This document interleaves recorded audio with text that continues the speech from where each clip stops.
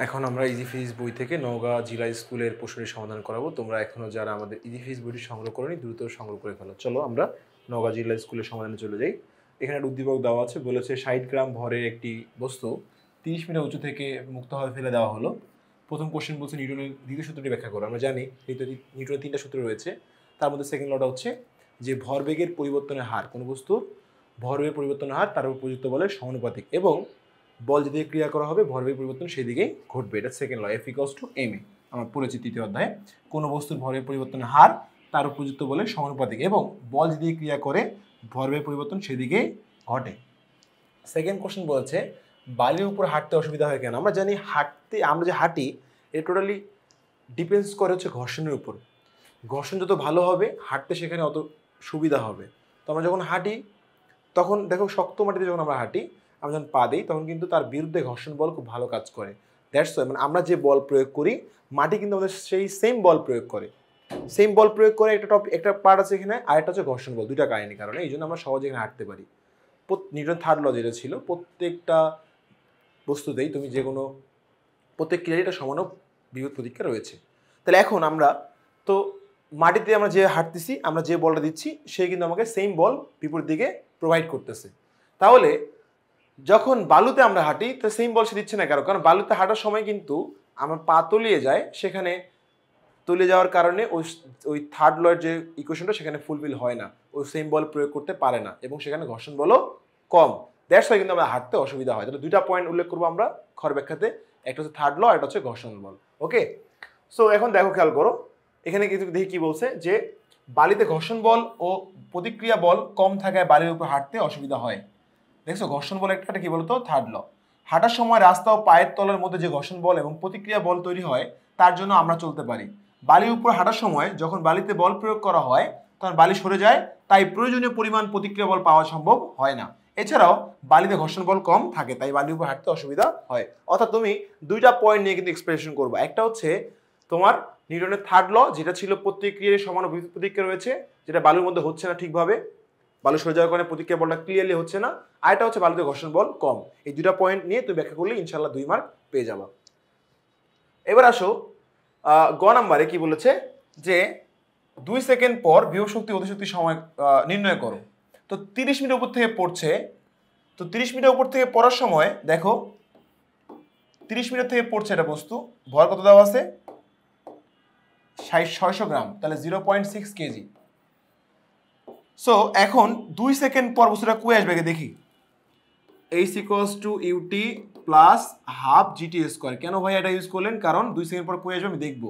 Height দেওয়া আছে, আদিবেগ পড়ার সময় 0 এবং g9.8, তাহলে আদিবেগ 0 g9.8, টি হচ্ছে কয় সেকেন্ড, 2 সেকেন্ড পর আমার চেয়েছে উদ্দীপকে। তাহলে ক্যালকুলেশন করো, 2 ইন্টু 9 ইন্টু হচ্ছে 2 স্কোয়ার ইন্টু 9 ইন্টু হচ্ছে 0.5, 19.6 মিটার। অর্থাৎ বস্তুটা 2 সেকেন্ড পর এই জায়গায় আসবে যেখানে হচ্ছে হাইট 19.6 মিটার। তাহলে এই পয়েন্টে আমার টি বের করতে হবে, মানে 2 সেকেন্ড পর আর কি, 2 সেকেন্ড পর T half M V square. So half M হচ্ছে 0.6 কেজি, কারণ 600 গ্রাম বলছে। ভি স্কোয়ার মানে কি আমি বলেছিলাম, ভি স্কোয়ার মানে ইউ স্কোয়ার প্লাস 2gh। পড়ার সময় আদিবেগ 0, পড়ার সময় গতিশক্তি হয়, ওটার সময় বিভব শক্তি হয়। তাহলে এই পয়েন্টে ঘটনা ঘটছে, তাহলে পড়াটা সময় কি আদিবেগ 0 না, তাহলে ভি স্কোয়ার সময় 2gh, তাহলে হাফ 0.6 2 ইন্টু 9.8, এই হাইটটা হবে হচ্ছে যে পড়া, এই যে পড়ছে 19.6, তাহলে দেখো কত আসে 0.6 ইন্টু 9 ইন্টু 19.6, 115.24। এই যে পাইছো, এটা হচ্ছে আমাদের গতিশক্তি এই পয়েন্টে 2 সেকেন্ড পর। প্রশ্ন বলেছে কি 2 সেকেন্ড পর বিভব শক্তি অধিশক্তি নির্ণয় করবে, বিভব শক্তি বের করতে হবে। তাহলে চলো বিভব শক্তি কিভাবে বের করবা, তাহলে হচ্ছে বিভব শক্তি বের করতে হবে আমাদের কিভাবে বলো দেখি, সেম ভাবেই বিভব শক্তি আমরা প্রকাশ করতেছি কি দিয়ে, ভি দিয়ে, mgh, m 0.6 KG, g 9.8, height হচ্ছে বিভব শক্তি মানে উঠা, বলটা কই থেকে উঠছে, মাটি থেকে। এই কত উপরে উঠছে, 30 মিটার না, 30 মিটার ফুল, তাহলে কতটুকু উঠছে, এই যে 30 মাইনাস 19.6, 30 মাইনাস 19.6, 10.4, তাহলে ইন্টু 2 ইন্টু 9.8 মানে 203 0.84 জুল। তাহলে এই একটা হচ্ছে আমার বিভব শক্তি, এটা হচ্ছে আমার কি বলতো গতিশক্তি। চলো আমার সমাধানে চলে যাই। আমাদের বই একটু দেখি। দেখো ওই পয়েন্টে ওরা বেগ বের করে নিয়েছে, আমরা বেগ বের করি না, আমরা ডিরেক্ট কি বলতো, আমরা ডিরেক্ট 2gh দিয়ে মানটা করছি। দেখো সেম আসছে, সেম। তুমি এখানে 2gh দিলে যা আসবে বেগ বের করলে তাই আসবে, একই জিনিস, কোনো সমস্যা নেই। এরপর 2 সেকেন্ড পর 30 মিনিট থেকে অবনমান যখন পড়ছে, তখন বিভব শক্তি মানে যাওয়া, বিভব শক্তি মানে কি বলতো যাওয়া। দেখো এখানে আবার ওরা হাইট বের করছে, করে ক্যালকুলেশন করছে। দেখো হাইটটা বের করছে, যাওয়ার হাইটটা হচ্ছে 10.4, তাহলে বিভব শক্তি হচ্ছে 61। এত আসছে, কিন্তু আরো বেশি আসছে। 10.4 ইন্টু 9.8 ইন্টু 0.6, 61 এখানে একটু ভুল হয়েছে। তাহলে এখানে আমার একটু ভুল লেগেছে, এখানে 61, এই যে ক্যালকুলেশনটা 61.15 জুল হবে, ঠিক আছে, একটু ভুল আসছে। সো এই হচ্ছে আমাদের, দেখো দুটা, এটা হচ্ছে বিভব শক্তি, আর উপরটা হচ্ছে কি বলতো গতিশক্তি পেয়ে গেছি। তো আমি যেভাবে করি সেভাবে করলে হবে, এভাবে করলে হবে, পার্ট বাই পার্ট তুমি ভেঙে নিয়ে কোনো সমস্যা নেই। ওকে, আমরা পরে বসে চলো দেখি কি বলেছে। শক্তি বনাম সময় লেখচিত্র হতে কোনো বিন্দুতে শক্তি বনাম সময় লেখ থেকে কোন বিন্দুতে বিভব শক্তি গতিশক্তি সমান তা নির্ণয় করো।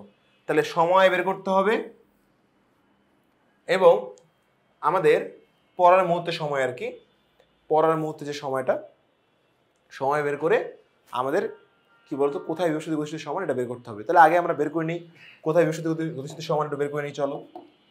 তাহলে আমরা যেটা স্টেপ বাই স্টেপ করি, ধরলাম পুরোটা 30 মিটার, ওদিকে ধরি আমরা একটু, পুরোটা 30 মিটার ধরলাম। এক্সে গতিশক্তি সমান, বাকিটা এইচ মাইনাস এক্স। তাহলে গতিশক্তি যা ওখানে বিভব শক্তি কি বলতো তা, তাহলে বা half mv square is equals two mg, বিভব শক্তি মানে mg এক্স, কেন যাওয়াটা হচ্ছে বিভব শক্তি আর পড়াটা গতিশক্তি, যাওয়াটা হচ্ছে এই বিন্দুতে ঘটনা এক্স।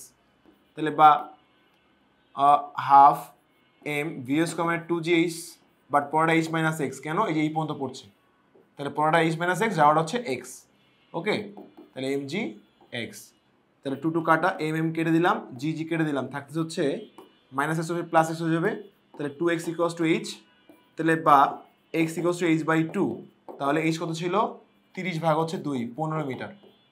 তাহলে 15 মিটারে এসে আমার কি গতিশক্তি যা হবে বিভব শক্তি কি বলতো তাই হবে। কিন্তু কোশ্চেনে বলেছে যে সময় লেখ একে দেখাইতে হবে, সময় লেখ চিত্র হতে দেখাতে হবে তোমাকে। তো সময় লেখ চিত্র আঁকতে হবে। তাহলে চলো দেখি আমরা সময় কতক্ষণ লাগে, 15 মিটার আসতে সময় দিই কত লাগে, চলো দেখি। তাহলে 15 মিটার সময় একটু দেখি আমরা, H equals to UT plus half AT square, তাহলে আদিবেগ 0, তাহলে জিটি আর কি, half GT square is equals to H, তাহলে T square equals to 2h by G, 2 ভাগ হচ্ছে গুণ হয়ে গেল, জি গুণ হচ্ছে ভাগ হয়ে গেল, তাহলে বা টি ইকুয়ালস টু 2h, 15 মিটারে আমাদের ঘটনা ঘটছে 9.8, রুট ওভার দিতে হবে। তাহলে দেখো রুট ওভার 30 ভাগ 9.8, তাহলে 1.74, হ্যাঁ 1.749, অর্থাৎ 1.749 হচ্ছে 75 সেকেন্ড। তাহলে এই এত সেকেন্ড পর কিন্তু পড়ার হ্যাঁ ফেলে দেওয়ার 1.75 সেকেন্ড পর গতিশক্তি যাওয়া বিভব শক্তি কি বলতো তাই হয় 15 মিটার উচ্চতায়। শক্তিটা একটু বের করে চলো, শক্তিটা একটু দেখি আমরা, শক্তিটা দেখি। ভি সমান সমান গতিশক্তি যা বিভব শক্তি একটা বের করলে হয় mgh, এম ছিল 0.6 ছিল না, হ্যাঁ 0.6, জি 9.8, হাইট 15 মিটারে ঘটনা ঘটছে তাই না, তাহলে 0.6 9.8 ইন্টু হচ্ছে 15 মিটার, তাহলে 88.2, এই যে 88.2 জুল। এইটা হচ্ছে আমাদের কি বলতো একটা মেইন পয়েন্ট, যে আমাদের এই যে 1.75 সেকেন্ড পর বা 15 মিটার উচ্চতায় 88.2 বিভব শক্তি হবে এবং গতিশক্তি 88.2 হবে সেম। এখন আমাদের কিন্তু এটা চেয়েছে কি বলতো, চেয়েছে যে সময় এবং কি বলতো কি রাখতে হবে, শক্তির লেখিত রাখতে হবে। তাহলে চলো এখন আমাদের একটা কাজ করতে হবে, দেখো আমাদের কিন্তু মেইন শক্তিটা বের করতে হবে, উপর সর্বোচ্চ উপর শক্তিটা টি কস টু বা সবচেয়ে বিভব শক্তিটা বের করতে হবে, ব্র্যাকেট দিয়ে কাটতেছে না এটা, ভি কস টু এমজিএইচ, সবার উচ্চতায় বিভব শক্তিটা কত দেখো তো, এই ছিল 30 মিটার, তাহলে 30 ইন্টু 9.8 ইন্টু হচ্ছে 0.6 মানে হচ্ছে 176.4 জুল। এটা হচ্ছে আমাদের মেইন শক্তি, টোটাল শক্তি এটা হচ্ছে আমাদের। এখন আমাদের গ্রাফটা আঁকি চলো, গ্রাফটা কি আমাদের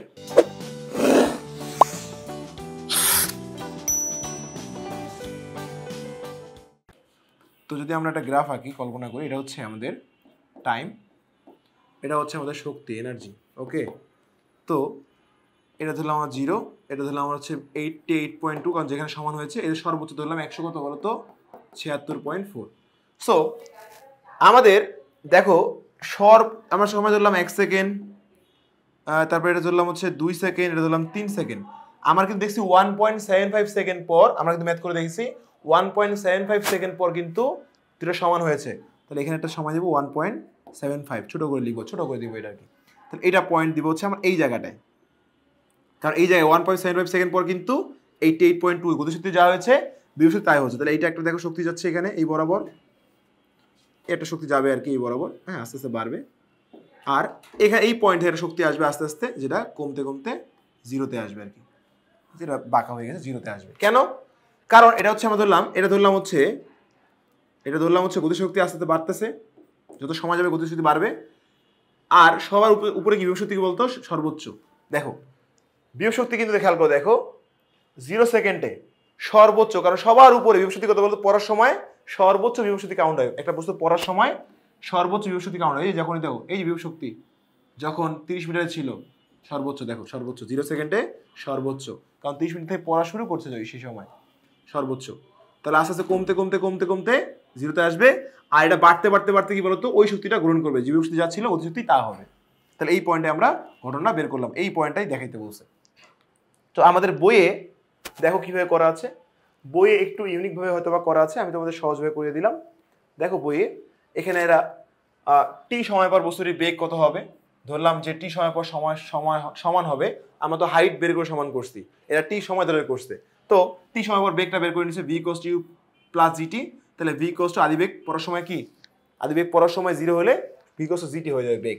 ওকে, এরপরে আমরা যাই, চলো দেখি। এরপরে এখানে করা হয়েছে দেখো টি সময় পর হাইটটা কত হবে, এইচ ইকুয়ালস টু ধরলাম এক্স এ হবে, ঘটনা ঘটবে। তাহলে এক্স ইকুয়ালস টু কি বলতো UT plus half GT square, আদিবেগ 0 হওয়ার কারণে দরকার নাই হাফ জিটি স্কোয়ার লেখা হয়েছে 2 নম্বর সমীকরণ। এখন ভূমিগত উচ্চতা কত হবে বলতো, মনে করো ভূমিগত উচ্চতা ধরলাম আমরা এটা ধরছে হচ্ছে এই যে পুরোটা এইচ প্রাইম, তাহলে এটা কি এইটা কত হবে, হ্যাঁ তো দেখো এইচ প্রাইমটা ওটা ধরছে যে একটু দেখো ওরা ভূমিগত উচ্চতা মনে করো ধরছে এই পুরোটা দিয়ে এইচ হয়, তো এইচ প্রাইম কত হবে বলতো, ধরলাম এই ঘটনা যদি ঘটে তাহলে এটা বাদ যাবে না, পরের এক্সটা বাদ যাবে না, উপরটা ধরছে এক্স, ওরা আমরা নিচেটা ধরছিলাম, ওরা এক্স ধরছে উপরেরটা। তাহলে এইচ প্রাইম মাইনাস এক্স মানে হচ্ছে দেখো সরি টোটাল এইচ থেকে এক্স বাদ দিলে এইচ প্রাইম পেয়ে যাবে। দেখো তখন আমরা এই যে এক্স এর মানটা কিন্তু এখানে আসছে, যে বসে দিচ্ছে শেষ। তাহলে আমরা ভূমি হচ্ছে হাইটটা পেয়ে গেছি। এরপর দেখো টি সময় পর গতিশক্তি ধরছে ওরা, টি হচ্ছে হাফ এম বি স্কোয়ার, তাহলে এম এর মানটা এমই আছে, বেগটা দেখো খেয়াল করো, বেগ চেঞ্জ হয়ে যাবে। বেগটা আমরা একটু আগে পেয়েছি, যেটা জিটি পেয়েছি, একটু আগে বের করছি বেগ জিটি, এই যে দেখো বেগ জিটি, এই যে আমরা বেগ দেখো জিটি পাইছিলাম বেগ, ঠিক আছে।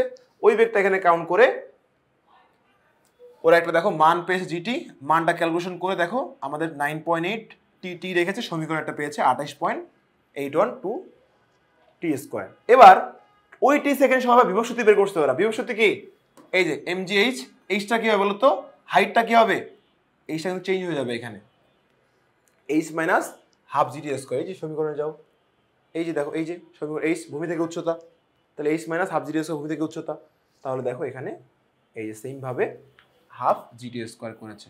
এরপর হচ্ছে এই গুণ করার পর এটা আসছে, এটার সঙ্গে গুণ করলে এটা আসছে ক্যালকুলেশন, এর মান বসিয়েছে, পুরো মানটা বসাও, এই মানটা বসাও, দেখো এখানে আরেকটা সমীকরণ বেগের সমীকরণ চলে আসবে এইটা, ঠিক আছে 2 নম্বর সমীকরণ।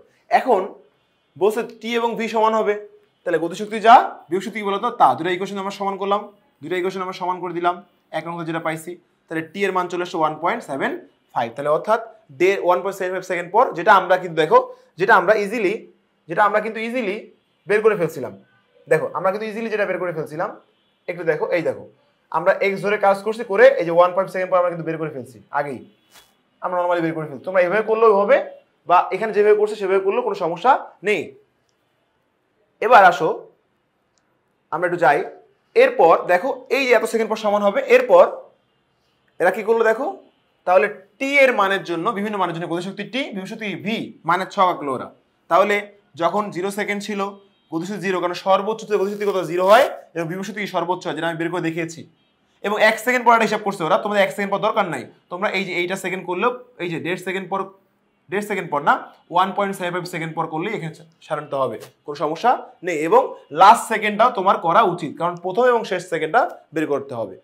এরপর দেখো আমাদের ছক, এই দেখো আমাদের 0 সেকেন্ড, 1 সেকেন্ড এবং হচ্ছে লাস্ট সেকেন্ড, এবং এই যে ঘটনা মিটিং পয়েন্টটা কোথায় বলতো 1.75 সেকেন্ড, এই জায়গাটায়। এই যে শক্তি হচ্ছে 88.2, গতিশক্তিটা বিভব শক্তি তা আমরা বের করে দেখিয়েছি।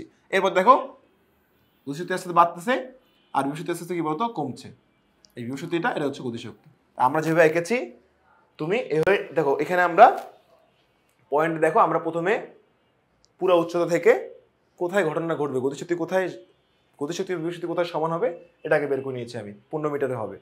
এরপর 15 মিটারের পড়তে কতক্ষণ সময় লাগে টি বের করেছি, সময় লাগে ভাইয়া 1.75 সেকেন্ড বের করলাম। এখন তাহলে 1.75 সেকেন্ডে শক্তি কতটুকু হবে, এই যে 88.2, মানে গতিশক্তি যা বিভব শক্তি কি বলতো তাই এই সময় পর এই হাইটে 15 মিটারে। এখন আমাদের তাহলে সর্বোচ্চ বিভব শক্তি কত বলতো, mgh এত, আর এটা হতে কত সময় লাগবে টিটা বের করে নিবা, নেওয়ার পর এই দেখো এবার আসো, এই যে আমাদের এই 3 সেকেন্ড তো আসলে 0 হয় না, 0 কত সেকেন্ড হয় বের করে নিতে হবে একটু তোমাকে, 0 কত সেকেন্ড হয় একটু বের করে নিতে হবে, যে পুরো H0 G 9.8, ঠিক আছে। তারপর শেষ বেগ কি বলতো পড়ার সময়, একটা শেষ বেগ আদি বেগ 0, পড়ার সময় টি কস টু হয়, তাহলে তোমার টি বের হয়ে যাবে 2.67 সেকেন্ড। তাহলে এখানে 2.67 সেকেন্ড দিয়ে গ্রাফে আঁকবো। তো আসলে তোমরা এটা বুঝতে পারছো। তো তোমরা এখনো যারা আমাদের ইজি ফিজিক্স বইটির সমাধান এবং সংগ্রহ করনি দ্রুত সংগ্রহ করে ফেলো। আল্লাহ হাফেজ।